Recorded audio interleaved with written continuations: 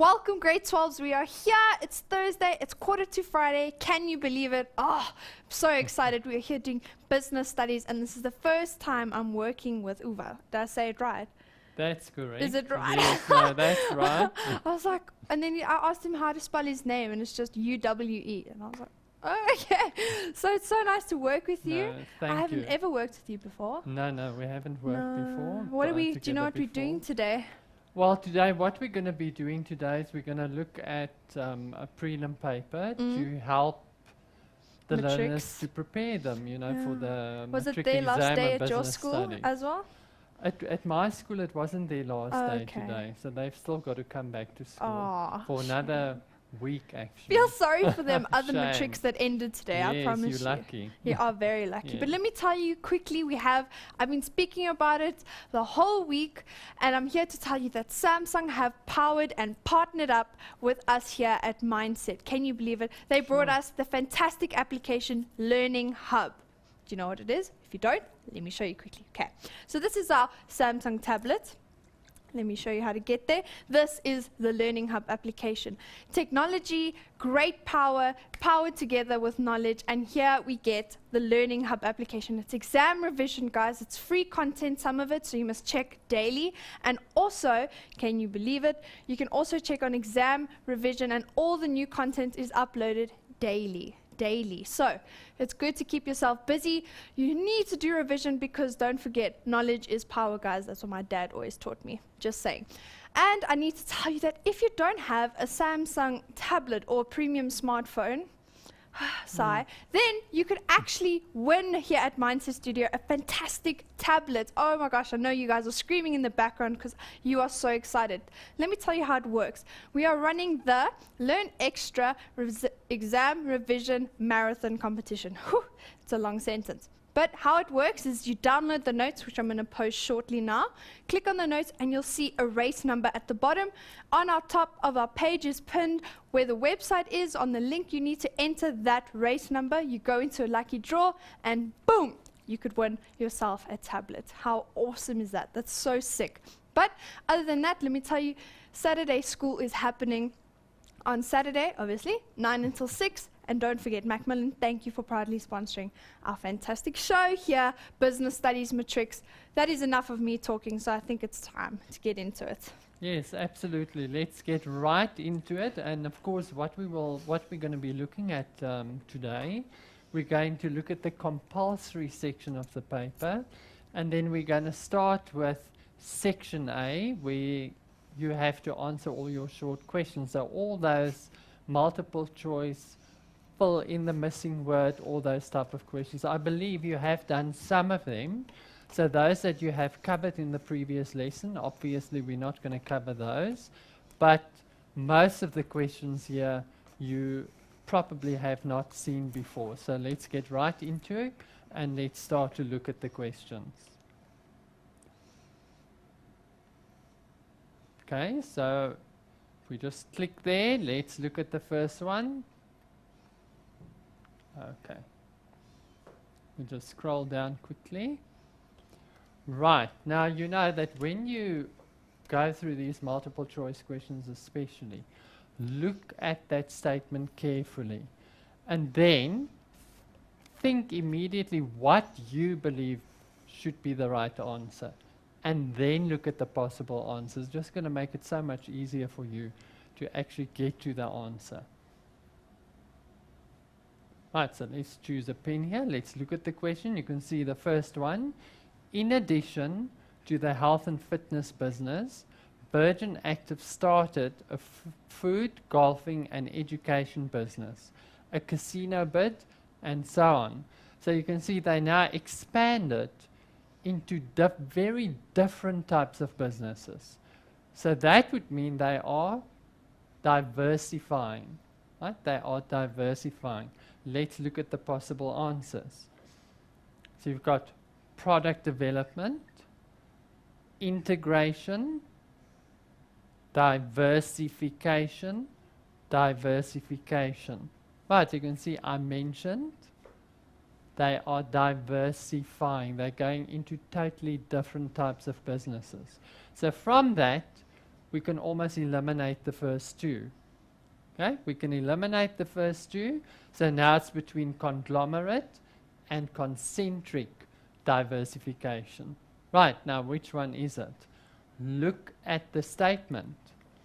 They're going into food, golfing, education, casino. Can you see it's totally different types of businesses? So from the main gym type of business that we know Virgin for, now they're going into completely different. So therefore, conglomerate diversification. Right? You can see very different. So I know normally the learners have a bit of difficulty with all these different types of strategies. But just remember, when you go into completely new type of products or new type of businesses, you are diversifying. Right, let's go back down. Let's look at our next one. Second question there, which of the following is an intensive growth strategy?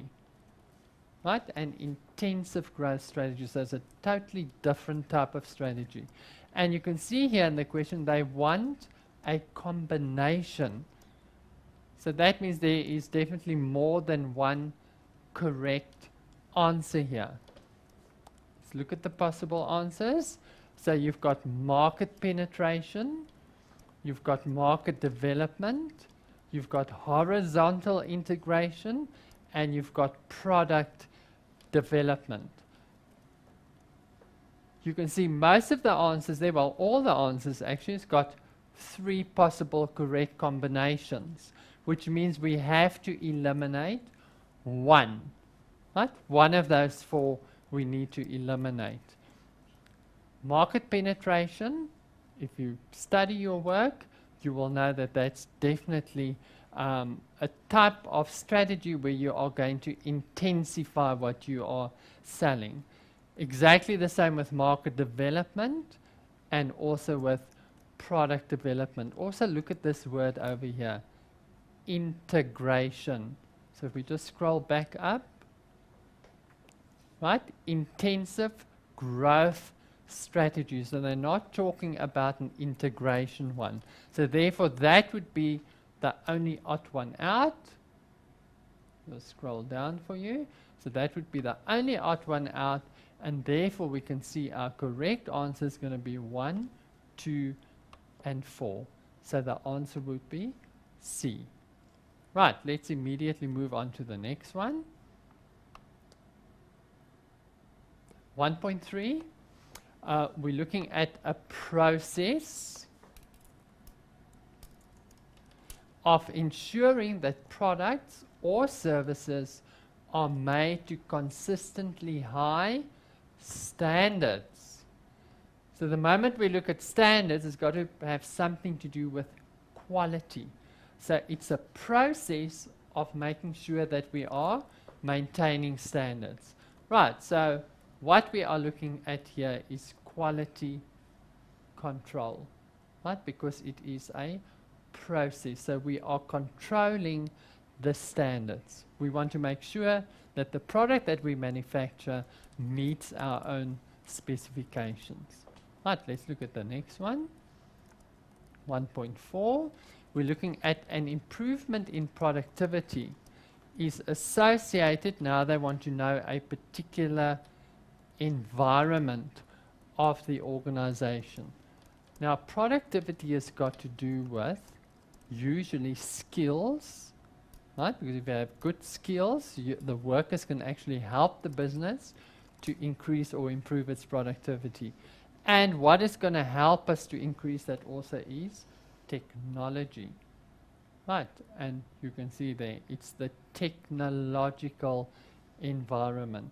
Right, so even though it's not the machinery itself, the machinery will definitely assist with increasing productivity. The next one, 1.5, we're looking at a form of ownership, and it tells you that this form of ownership stipulates a minimum of 7 members. Now, a close corporation we know has got a minimum of 1, so it can't be that one. A partnership, well, there's got to be more than one person, so we're going to have a minimum of 2. So that can't be the answer. A private company has got a minimum of 1 shareholder. Right? And you can see obviously now the one left is a public company. So the public company will be our answer. Right, so now we just need to, I need to go down to the next page. And here we are on question 2. Right, and I think if I recall correctly, this is where you have actually done some of this exercise. We're only going to look at the 2 remaining questions that you have not dealt with in the previous broadcast. So the only 2 that we got left here, you are told here this final action is available to the employer when the employee refuses. Let me just select the pen quickly, sorry about that.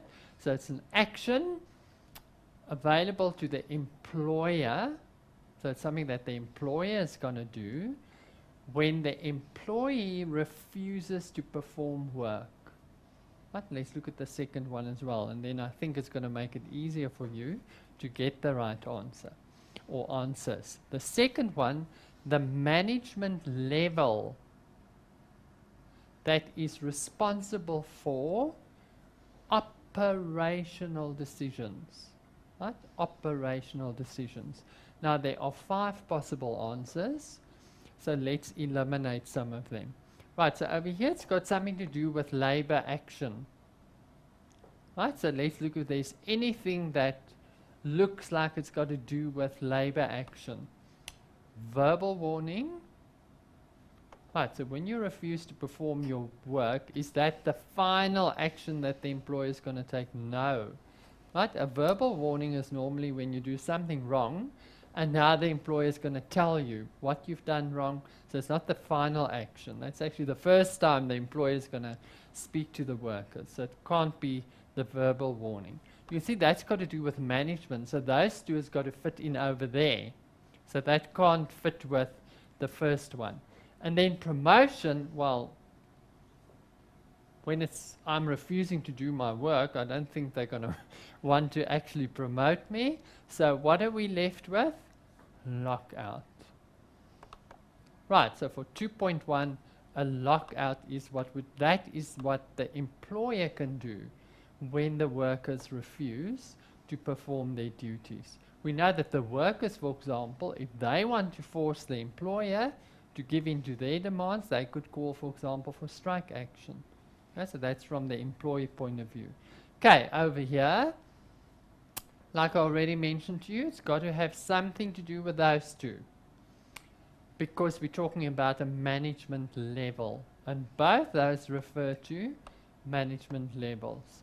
Now, operational are your day-to-day type of decisions that's got to be made. And who's got to make day-to-day, on the spur of the moment, immediate type of decision making? It's going to be your supervisors usually. So that would be your lower level management. Right, just to look at why it's not this one.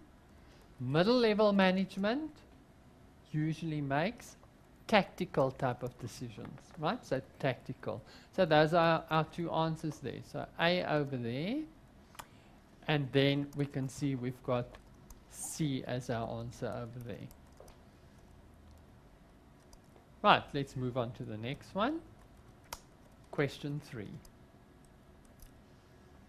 Right, the National Credit Act 2005 has got something to do with credit. Act 34 of 2005 protects the credit provider, right? So the one who actually provides the credit. Do you agree with the above statement?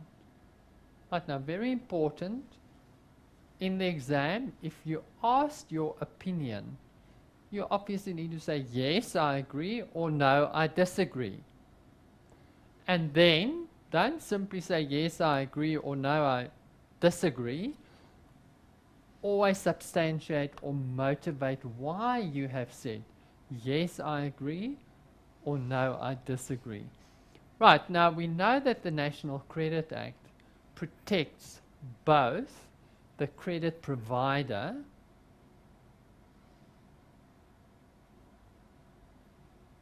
but it also protects the person who was actually granted the credit. Right? So it protects both parties.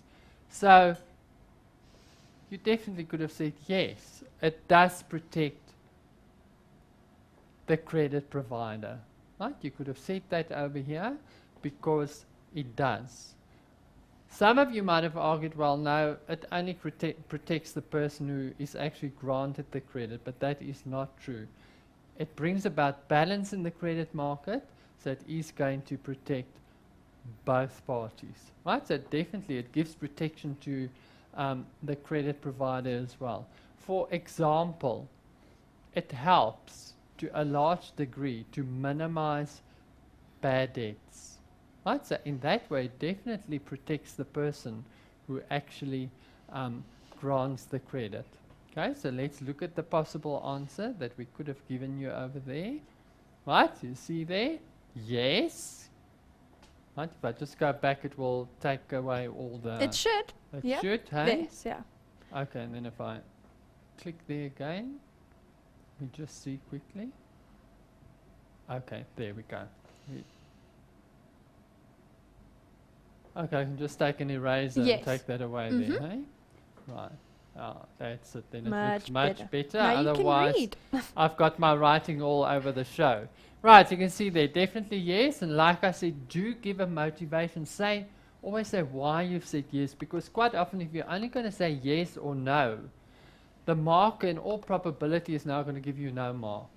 Right, because you did not motivate or explain why you agree or disagree with the statement. Right, so think carefully and come up with an answer why you agree or why you disagree. Right, like I mentioned there, you can see it definitely protects the credit provider because it cuts down, it minimizes bad debts. Right, that one over there. Let me just quickly get my highlighter again. Okay, let's choose that color. So you can see there it's going to protect you there against the bad debts. Another one, you are actually allowed to charge interest and other fees for the provision of credit. But because I'm providing the credit, I'm allowed to charge a little bit extra, for example. And then also the credit agreement must be in writing. So you can see the memo is fairly wide. It allows you quite a few ways of answering the question. But you could have said no as well because you were asked for your opinion. Right? You can agree or you can disagree as long as you can motivate. The main one, because it's much more difficult, for example, to grant credit in terms of the new Credit Act, the credit provider can lose business. Right? Because it's more difficult for people to come and shop and to buy on credit from you. Right, let's move on. And you can see, look at how many different things you actually could have said there. So again, they were quite wide with the memorandum. So when they marked, there were many different answers that you could have given, as long as you motivate. Okay, so that is always very important. Ad break? I think so. Maybe? Yes, ready for maybe one? let's take a little break and see if we get some questions. No problem. Thank you. Guys, don't go anywhere. Business students, exam revision, AOA. We'll be right back after the break.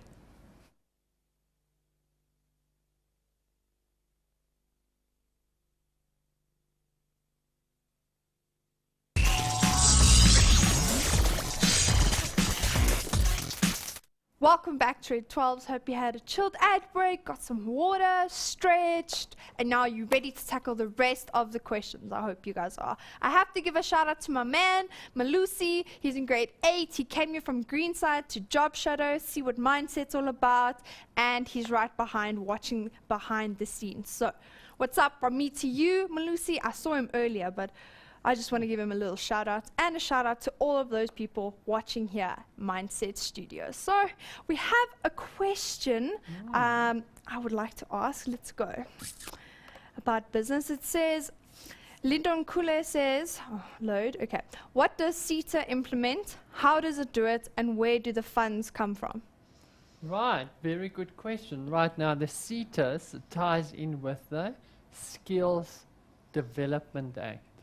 Okay, so with the CETAs, what the government has done, for each industry, there are actually 27 CETAs. So they've introduced a CETA for each major sector of the economy. The funding comes from the employer. So each employer has got to pay a skills levy. That levy is paid to SARS, and they then administer and redistribute the money. So normally what would happen is that a percentage, approximately 80% of that money that's paid in by the employers, will then be redirected by SARS to the various CETAs. And that's where they actually get their money from. And they implement quite a lot of things. They are responsible for training, very important, that we get the skills of our population constantly increased and improved. So that's one of the main things, that we improve our training skills. And they also obviously help with designing training programs and those kind of things. So I hope that has answered your question. Perfect. I think we can go to question 4. So let's go right back to the paper and let's look at question 4. Now you will notice that question 4 is a case study. Now you need to read through the case study, but usually a good idea would be to actually look at the question and then go and read through the case study, because then you already know what is it that they want you to look for in that case study. So look at the question, then go back to the case study, and then see what is it from the case study that you actually need to refer to in your answer. You can see over here, we've got a scenario, and we have a cartoon. Right, so there are 2 things that you need to look at. And of course, let's go and do what I suggested. Let's look at the question first.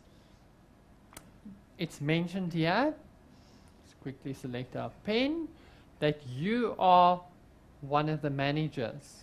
Right, so you are a manager and you work for Super Spa. It's situated in Johannesburg, and you, as the manager, that you are tasked with strategic planning. Right, so you've got to strategize. Use the macro environment factors. Right, so the question refers to a particular environment. So it's not the micro, it's not the market, it's the macro. Supplied in the table below. Right, so we go and look at the table. Right, let's just see if I go back there and select, if I can actually get to the table. Right, it should, there we go. Right, so you've got the table there. It's giving the answers now, so I don't want you to actually see the answers. So let me scroll back up. So you've got the table in the notes in front of you, and you can see in that table you've got political and economic. Right, so those are the 2 that you were given, the 2 macro environmental factors. They're referring here to also PESEL. Right, so in the table, they're only mentioning 2, the political one and the economic one. But just bear in mind that in the exam, you could, for example, be asked to refer to any of the others. So you may be asked in the final exam, for example, if they repeat a similar type of question, to refer to social, technological, legal, or environmental. Okay, but in this case, let's focus on what was asked in this paper. So it's only the political and the economic one. Right, so they want you need to analyze those two things. Then what you need to do is you need to suggest challenges caused by the political and economic environments. You've got those two in your table for this particular business that you are a manager for, Super Spa, as a result of the taxi strike. So we haven't even read the case study yet, but now we already know that in the case study they're going to mention something about a taxi strike. Suggest an appropriate strategy for the challenges, and you've got to do a third thing, motivate your choice of strategy. So you've got to look at the, now we've got to go back to the case study. We've got to look for a political and economic challenge, firstly. Right, that's the first thing. Secondly, we have to now come up with an appropriate strategy for that particular challenge. And then thirdly, you have to say why you've decided that that strategy will be the best way of addressing the challenge. Right? And look at the table, there are those three categories that they want us to answer. So let's go back. And now we can see what they've mentioned in here. Is there anything that can help us to complete that table? Right, now there you've got there's been negotiation already. On the 1st of September 2009, there was a strike initiated by the taxi owners. It already referred to that in the question. In all major cities, the strike voiced the opinion of the taxi owners against the BRT. And you're told what the BRT is. It's the bus rapid system. And then they give you a little bit of information about the BRT, etc. And then it mentions the Taxi Association or Council and the Secretary General, and that there was a working group set up, etc. Right? And they've now negotiated with the government concerning this BRT. And then they embarked on a strike because they were unhappy with the introduction of this bus rapid transit system. Now, how is that going to affect your business? Right? So you're the manager at the Super Spa. How is the strike that the taxi owners are now embarking on possibly going to affect your business? So that's what you've got to think of in order to get to the answer. Well, firstly, what about the workers? Most of the workers, or many of the workers, are going to make use of taxis to get to work.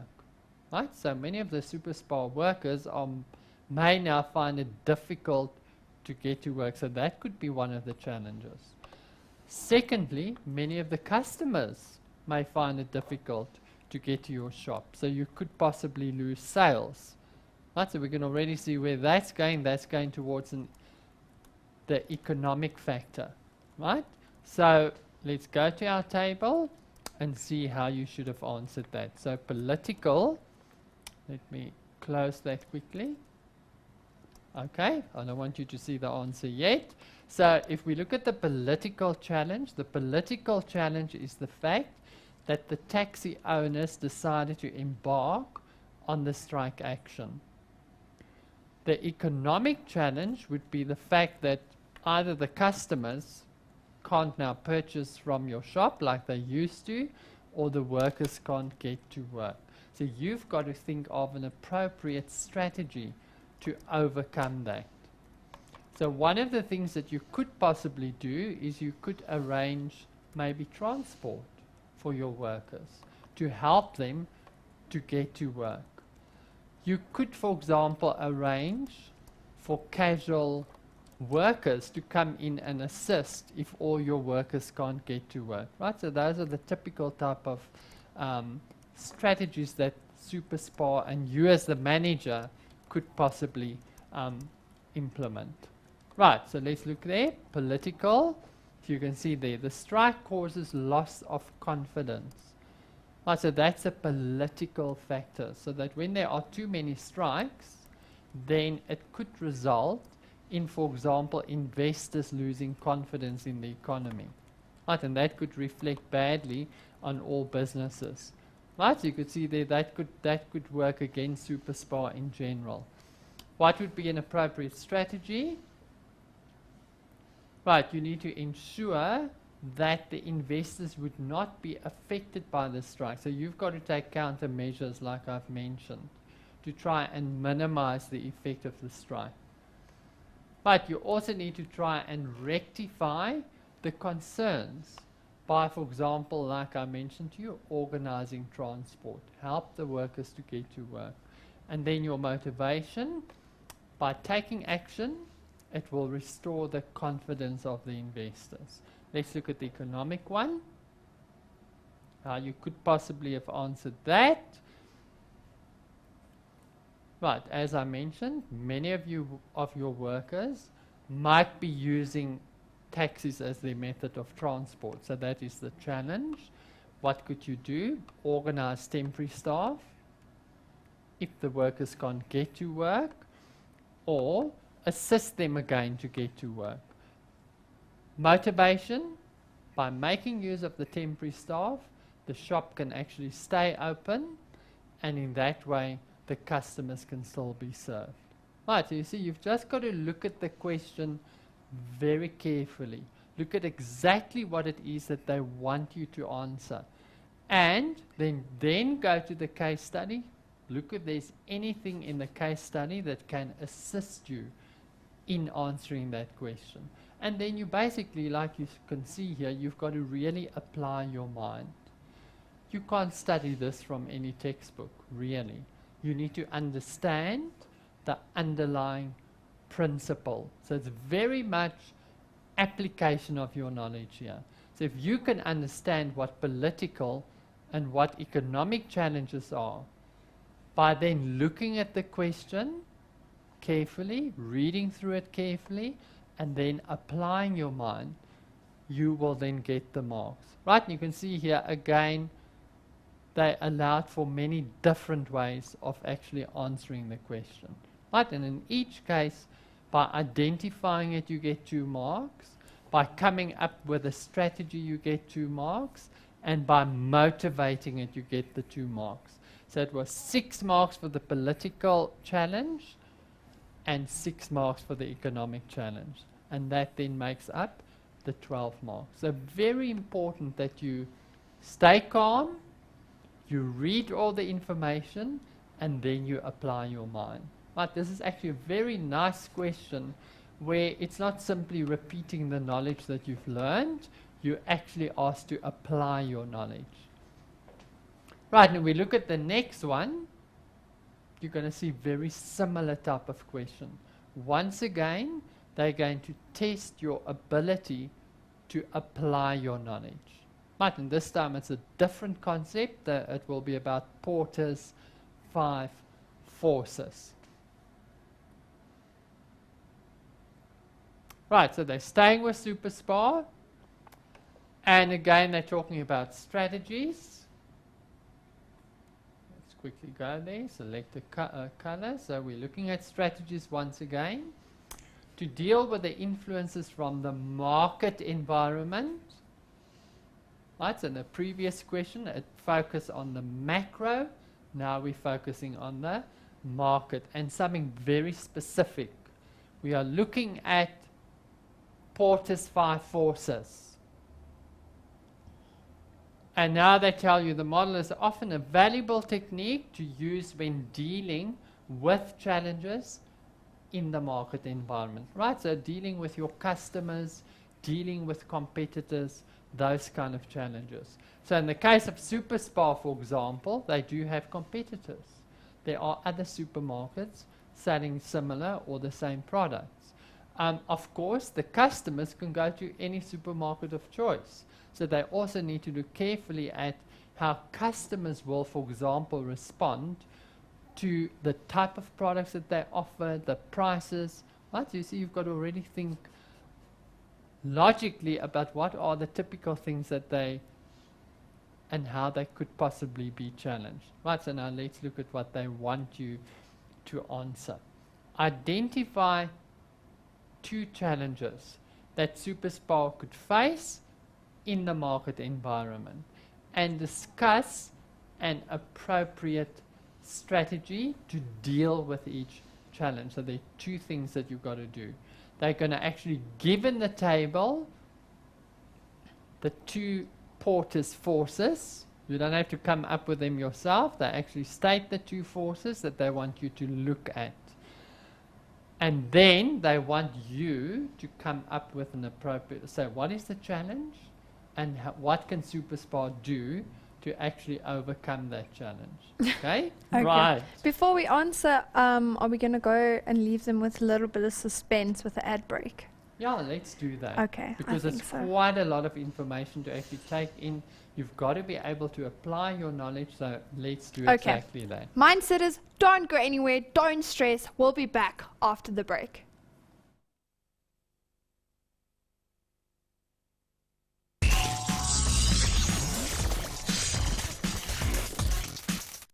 And we're back, Mindsetters. I hope you had a good quick break, stretched, got your water, ready with your notes in front of you, taking down all we have to say here at Mindset. Doing business studies, prelim, exam revision. We know it's all about revision, all about knowledge, all about what we give you here at the studios. But before we carry on with this, we have a fantastic question. So, Amanda says, okay, I have a question with regards to the NCA on the previous question about protecting the credit provider. She says, I would have said no, because it does not only protect the credit provider, but the consumer as well. So I would like to know if I'd gotten the motivation wrong. Well, look, the question asked you, Amanda, to focus on the credit provider. So it's not totally wrong what you're saying, because like I mentioned there, before we went into the question, that the Act definitely protects both the credit provider and the credit receiver, right? Which you mentioned the consumer. So it does protect both parties. Okay, so if you mentioned that, definitely they would have given you credit for that.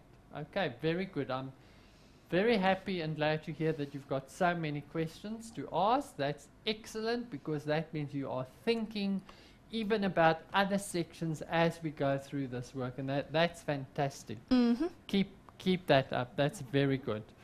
Okay, so let's get back to our question on the Porter's 5 forces. Right, that's the one I wanted to get back to. Let's just take it a bit forward, and there we go. Right, so before the ad break, we said that there are 2 particular ones that they want us to look at. They wanted us to look at the reaction of the buyers, which would be the consumers, and they wanted us to look at the competitors. So like I mentioned, SuperSpar, a supermarket, there are other competitors out there in the field. So that's what you've got to mention there. So you've got to mention something about the fact that they do have competition. And you can even mention them by names. You can come up with ShopRite and Pick and Pay and Checkers, Woolworths, etc. Right? You can even mention those supermarkets. So they definitely do have other stores or supermarkets selling exactly the same product. So they always have to bear that in mind. Now, how would you overcome the challenge that other businesses are selling similar products to those that you have on offer? Right, so what you clearly would have to think about as the manager is, well, look at our pricing carefully. Right, that we're not too expensive, and now the buyers will actually go and choose to purchase from the other supermarkets. You also need to look at the buyers themselves and look at the competitors and see what they offer and what they charge. So that's basically what you've got to do here.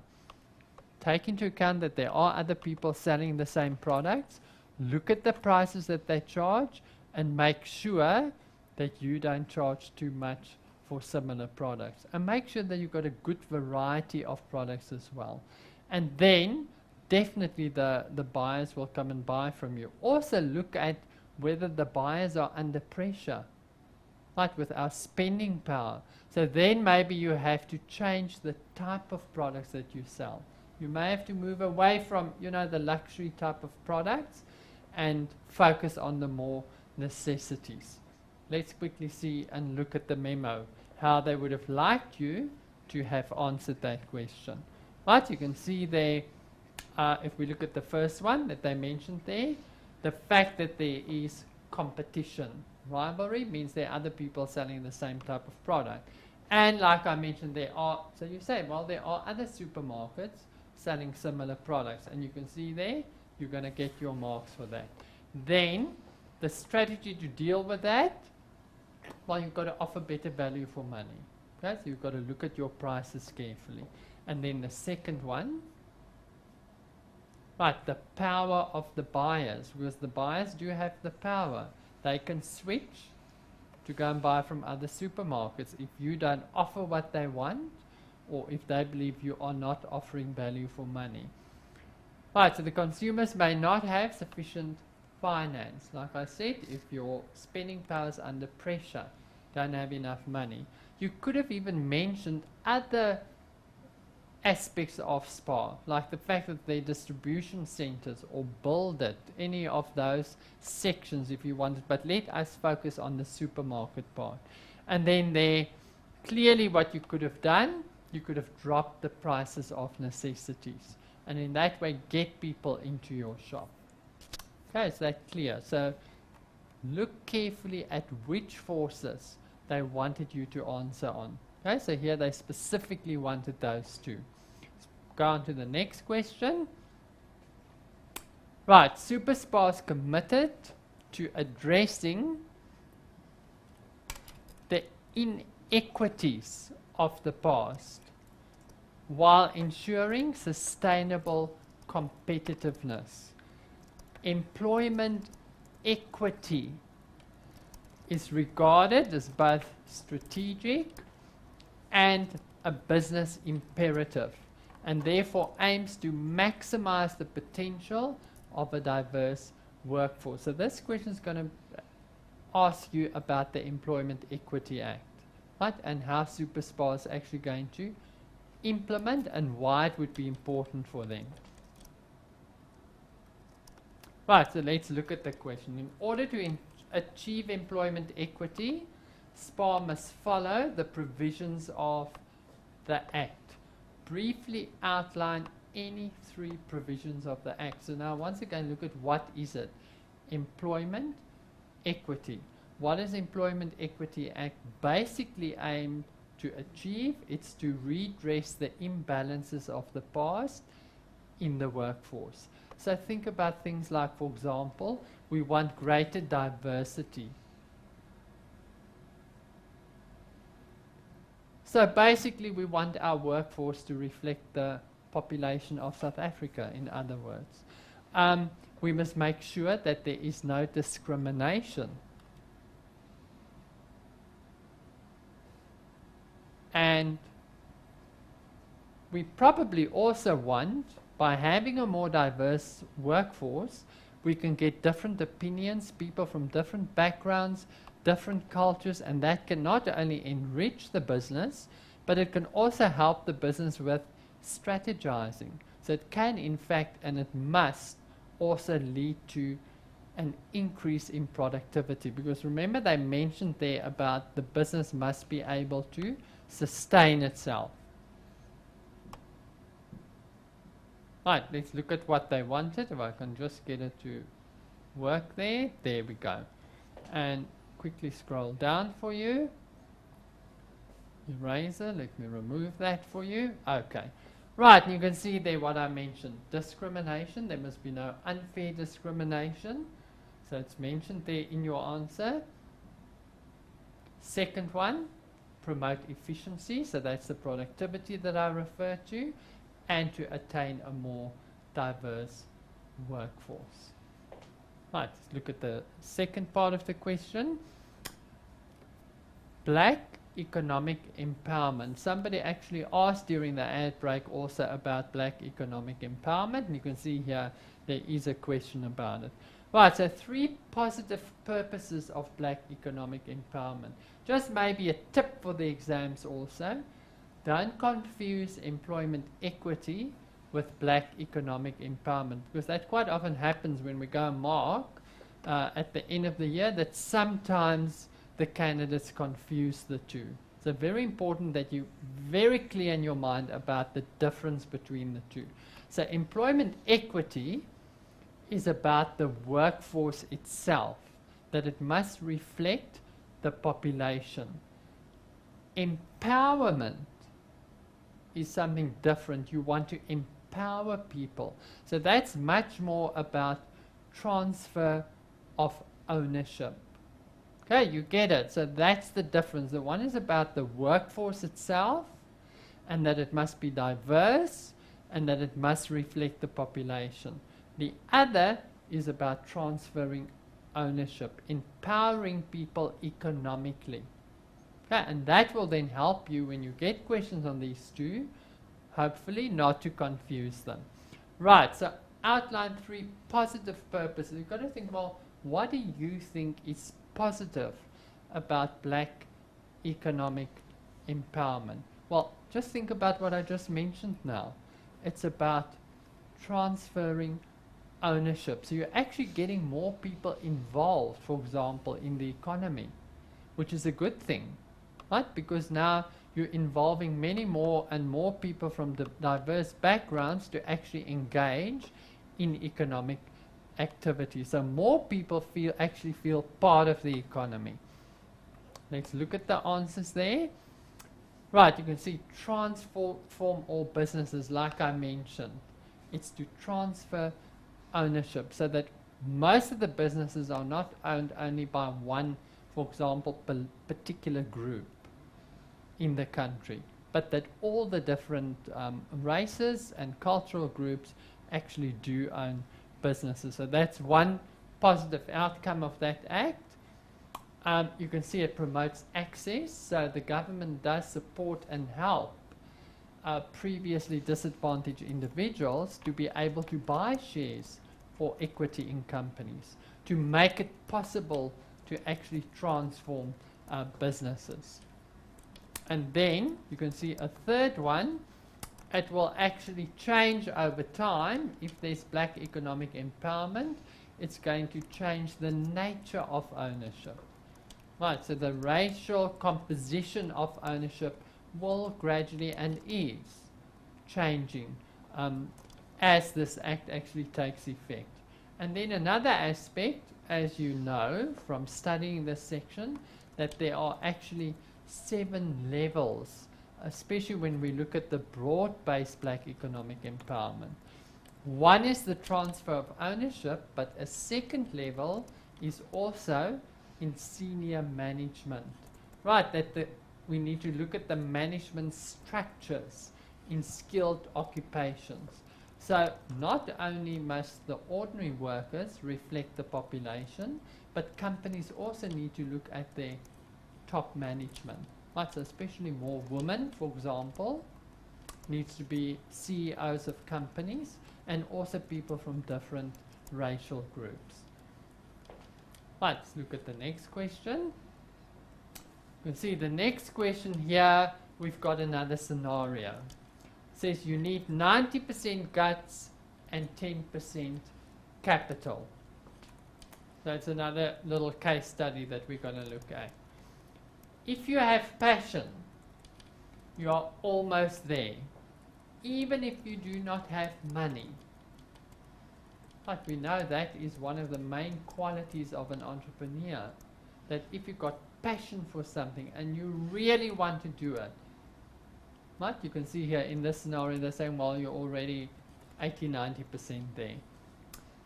Thandi had passion for the consumer sovereignty principle. That is what prompted her to go out on her own, though she had no money. So she didn't have the capital. If you do something you like, you do it with enthusiasm. and energy. You need to have passion and dedication for what you want. That's what makes Thandi to be a successful entrepreneur. Right, so we can see here in the scenario there are quite a few qualities of your typical successful entrepreneur that's being mentioned. For example, passion was mentioned a few times, isn't it? And enthusiasm, energy. Right, there you've got passion again. Dedication. It takes a lot of hard work. Right, so let's see what did they want us to answer. Analyze any three qualities of Thandi as a successful entrepreneur. Use examples from the case study, right? And I've actually highlighted all of them.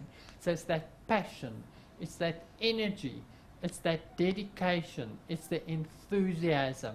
Right, so you take it right from the case study, and that's what you're then going to refer to in your example. Right, let's look at the next one.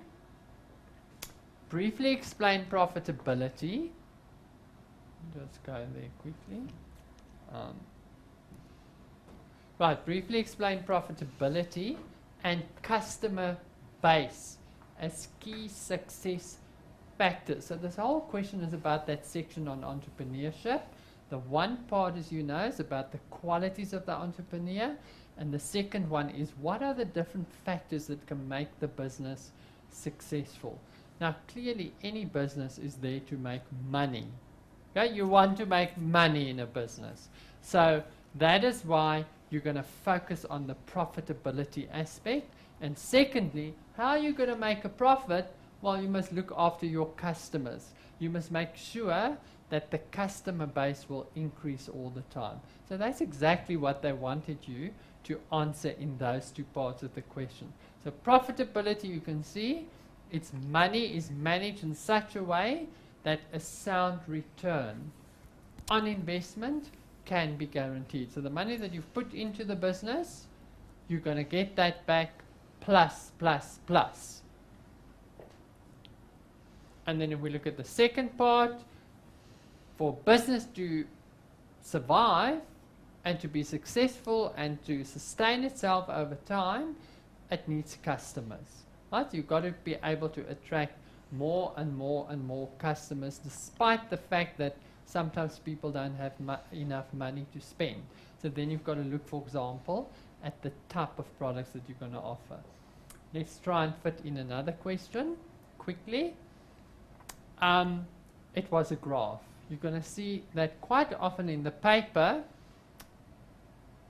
there is going to be some or other graph. It could be a bar graph or a histogram or pie chart, and they usually want you to identify it, and then they're going to ask some questions. Okay, thank you very much. I wish you had more time. All the best. I wish we had more time, and I wish you all the best with your preparation. And you've got the notes and you've got the questions. Work through all of it very carefully. Thanks. It's been great working with you. Thank you, Mindsetters. Thank you, Macmillan, for the great show. That's love from me to you. See you guys soon, and cheers. Good night.